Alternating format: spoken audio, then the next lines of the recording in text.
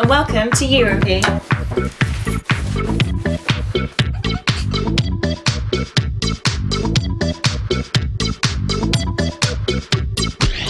Hi, I'm Emma and welcome to the very first episode of You Review, the show that relies on you to keep us up to date with recent film releases. This week sees the return of the Harry Potter saga.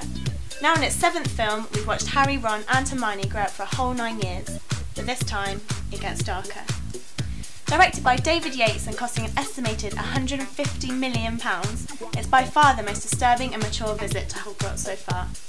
The plot sees Harry's nemesis Lord Voldemort take on the Ministry of Magic, whilst also launching a personal vendetta against the Mudbloods, and so the plot thickens. Will this highly anticipated finale live up to people's expectations? All there's left to do is ask you. I'm here outside Cineworld Cardiff to find out what you guys thought of the latest instalment in Harry Potter and the Deathly Hallows Part 1. Let's head on inside and see what people have to say.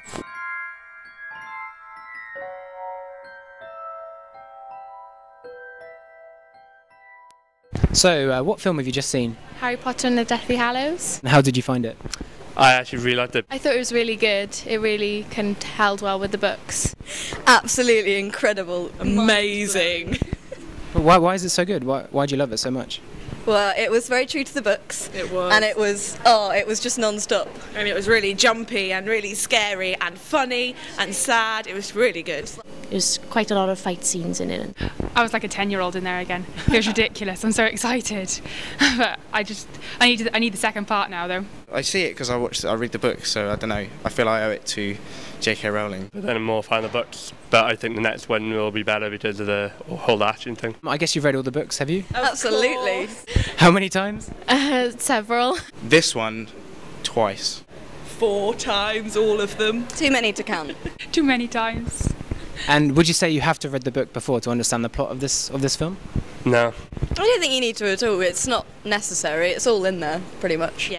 Not really. If you watch all the films, and it basically sums up the story, like. No, one of my friends who was with us hasn't read the books. I don't think she's seen all of the films either, but she really enjoyed it. They make it so that everyone can watch it, I think. Out of like Emma, Daniel and Rupert, who we've grown up with for the last 9 years, who would you say is really coming into their own as like a leading actress? Definitely Rupert. I'd say Rupert as well. I'd say Ron, to be honest. Ron. I was about to say that. Rupert Grint, yeah, definitely. I think Emma Watson. Really, yeah. At the beginning, they were all a bit embarrassing and a bit cringy, but he's always been good. I'd probably say Rupert Grint, definitely. I think he's done a lot of other things.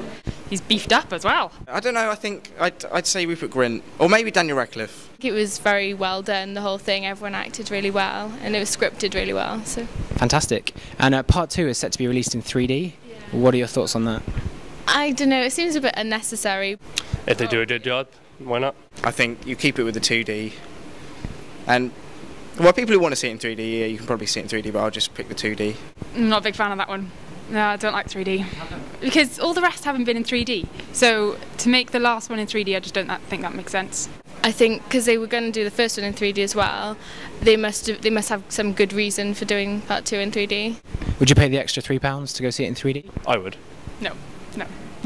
Just no. I will. I'll end up doing that, yeah. I'll just ruin it for me. Well, I don't need to pay any extra £3. I got a cast pass thing, so. It's good, it's worth it, yeah. It'd be obviously it'd be a new experience in 3D because none of the Harry Potter films have been in 3D before, so yeah, it's worth it. I think it'd be too scary, to be honest. Yeah. But if they did it well, I think it'd be okay. Did it keep your attention the whole way through? Yeah, definitely. And so if you had to rate it out of 10, what would you give it? Definitely a 10. In unison? I'd give it an 8, I think. 8.5, they were. 8 or 9? 6? Maybe a 7? 6 or 7? I'd go for 9. 9. It's just because I've got to wait till next year for the second part. It's a really good film. I'm usually quite critical, but this one's definitely really good. Cool, thank you very much for your time. Thank you. So with Harry Potter and the Deathly Hallows Part 1 scoring an 8.5 out of 10, it proves it definitely is a film worth watching, and that the legendary franchise is keeping the magic alive still 9 years on. Thanks Fraser, and thanks to you guys for watching. For all the updates, add You Review as a friend on Facebook or head to the CUTV website, cardiffunion.tv. Tune in next week when you review Paranormal Activity 2. Let's see if you thought that it was as scary as the first one.